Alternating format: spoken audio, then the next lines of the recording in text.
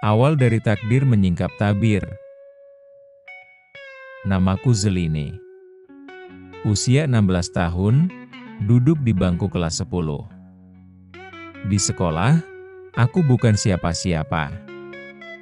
Bukan si paling pintar, bukan pula si paling cantik yang dikejar-kejar cowok. Aku hanya Zeline, yang seringkali lebih nyaman mengamati dari kejauhan, daripada jadi pusat perhatian. Tapi takdir punya caranya sendiri untuk bercanda.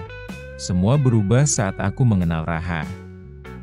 Kapten tim basket sekolah, tinggi, hangat, dan ya, semacam tokoh favorit dalam novel remaja. Tapi bukan itu yang membuatku jatuh hati. Dia punya sesuatu yang lebih langka, kemampuan membuat orang lain merasa utuh hanya dengan menjadi dirinya sendiri. Aku tidak lahir dari keluarga yang harmonis. Aku tumbuh dalam sunyi rumah mewah yang lebih sering dingin daripada hangat. Orang tuaku, dalam bahasa sederhananya, lupa caranya mencintai. Semua bermula sejak abangku, Revan, menghilang tanpa jejak di usia 7 tahun. Hari itu, cinta berhenti tumbuh di rumah kami. Mereka berhenti menatapku, dan mulai menatap bayangan yang tak pernah kembali. Dulu, aku pernah jadi seseorang yang tidak akan kau suka. Di SMP, aku adalah ratu pengganggu. Aku menyiksa yang lemah karena aku sendiri merasa lebih lemah. Aku marah pada dunia, dan menghantam siapa saja yang tampak lebih bahagia dariku. Tapi semua berubah sejak Raha hadir. Dia tak menghakimi masa laluku. Dia menerima, dan pelan-pelan memulihkan. Raha mengajariku satu hal penting. Kita tidak harus jadi korban dari luka yang kita warisi. Kita bisa memilih untuk menjadi obat dari luka itu. Suatu pagi, saat sarapan bersama keluarga, hal yang dulu langka, hampir ajaib, aku merasa ada yang berbeda. Mama menyiapkan sandwich kesukaanku, Papa tersenyum penuh, dan pagi itu terasa seperti halaman baru yang lama hilang dari buku hidupku. Untuk pertama kalinya setelah sekian tahun, meja makan itu tak lagi dingin. Tak ada keheningan canggung. Tak ada tatapan kosong ke layar ponsel atau berita pagi. Yang ada hanya tawa ringan, obrolan sederhana, dan aroma roti panggang yang entah kenapa kali itu terasa lebih hangat. Aku ingin percaya bahwa ini semua nyata. Bahwa ini bukan hanya fase singkat. Bahwa aku benar-benar dilihat. Bukan hanya diingat ketika rapor dibagikan atau saat ulang tahunku lewat begitu saja. Tapi karena memang aku dicintai. Tapi jauh di dalam dada, ada bisikan kecil yang belum mau diam. Kenapa sekarang? Kenapa setelah semua yang berlalu baru sekarang terasa utuh? Dan meski rasa bahagia mengisi pagi itu, aku tidak bisa menolak kenyataan bahwa ada sesuatu yang belum terjawab. Ada getaran ganjil yang belum bisa kutafsirkan. Sebuah firasat yang menempel di udara seperti kabut tipis, tak terlihat, tapi terasa. Aku mengabaikannya. Kupikir mungkin ini hanya bagian dari penyesuaian. Perubahan yang manis memang terkadang datang dengan sedikit gugup. Sampai akhirnya, hari itu datang. Hari di mana segalanya dibalik seperti cermin yang retak, menampakkan wajah lain dari kenyataan yang selama ini aku genggam erat.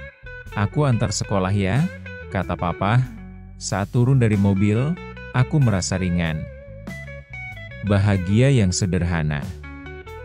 Tapi hari itu ternyata menyimpan kejutan yang jauh dari dugaanku. Saat aku hendak masuk kelas, Raha sudah menungguku di gerbang. Senyumnya hangat seperti biasa. "Hai kamu," sapa Raha. Aku nyaris melompat. "Kamu ngagetin aja." Kami berjalan ke kelas, lalu istirahat ke kantin. Dia memesan bakso untukku, seperti biasa, dan bercanda menyebutku Tuan Putri. Namun, sepulang sekolah, dunia terasa mendadak bergeser. Di depan gerbang, kulihat mamaku berdiri bersama papa. Mereka jarang sekali menjemputku. Tapi kali ini bukan itu yang aneh.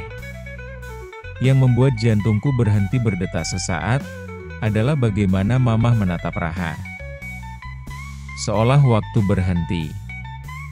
Mamah berjalan pelan, lalu memeluk Raha erat, seakan menemukan bagian jiwanya yang hilang. Air mata menetes. Bukan hanya dari mamah, tapi juga dari papa. Dan dari Raha. Raha, anakku. Bisik mamah lirih, aku berdiri terpaku. Dunia runtuh dan tumbuh dalam satu waktu.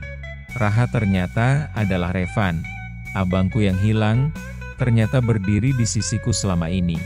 Cerita ini tidak sedang bermain drama. Ini cerita tentang luka, kehilangan, dan bagaimana semesta terkadang menyusun ulang takdir dalam bentuk yang tak kita mengerti. Sampai saatnya tiba, Raha pun menangis. Aku nggak ingat apa-apa. Tapi kenapa saat pelukan mamah, rasanya aku pulang. Ternyata, sejak kecil dia diculik dan dibuang oleh sindikat, lalu dibesarkan di keluarga angkat dengan nama baru. Tidak ada yang tahu bahwa Raha, yang begitu berarti untukku, ternyata adalah bagian jiwaku yang hilang selama ini. Bayangkan, seseorang yang selama ini kuanggap datang sebagai pelengkap hidupku, ternyata adalah seseorang yang dulu pernah kugambar dalam anganku waktu kecil. Kakak yang tak pernah kembali. Wajah yang samar dalam ingatan, namun ternyata hadir dalam bentuk berbeda. Raha, atau seharusnya Revan, tidak mengingat masa kecilnya sepenuhnya.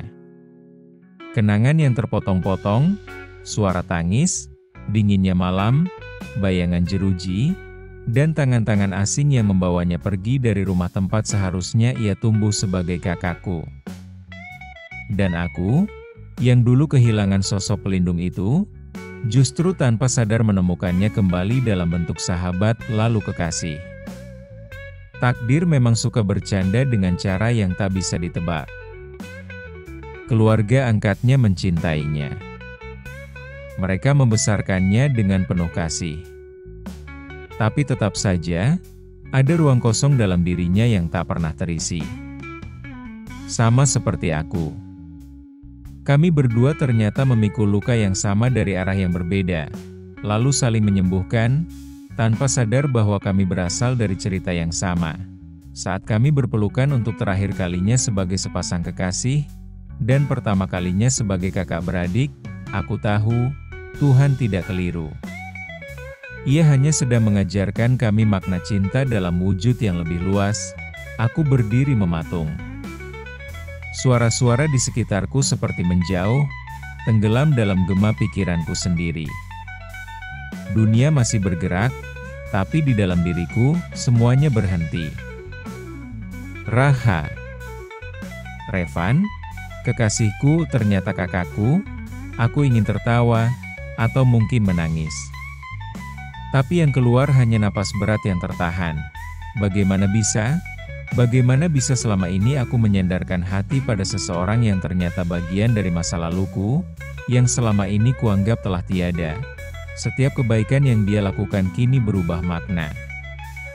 Setiap sentuhan, tawa, pelukan ringan di kepala, kata-kata manis yang menenangkan semua kini terasa seperti mimpi yang rusak. Tapi anehnya, tidak ada rasa jijik. Tidak ada penolakan. Yang ada hanya hampa. Kosong. Dan bingung. Bagaimana mungkin aku mencintai seseorang tanpa tahu bahwa dia darah dagingku sendiri? Tapi tunggu. Cinta macam apa yang sebenarnya aku rasakan selama ini?